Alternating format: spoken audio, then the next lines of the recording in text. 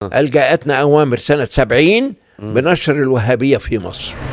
قبل الإسلام ب1300 سنة حكماء مصر هجروا في عصور الإضمحلال، ما بعد الأسرة السادسة مرة، وفي وجود الهكسوس مرة، زي ما احنا هجينا وسافرنا ورحنا بعد نكسة 67.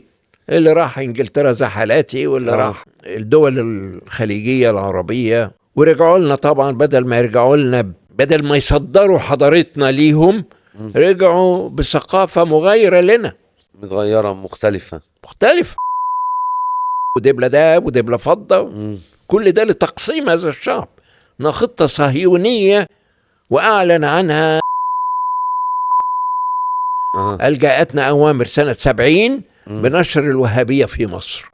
الوهابية في مصر لكنها جملة اعتراضية في تاريخ مصر وسوف تزول. أنا متأكد من هذا يعني. طبعا هيثبت التاريخ ويفضل التاريخ طبعا مكانه، لأن ده مش طبيعة مصر.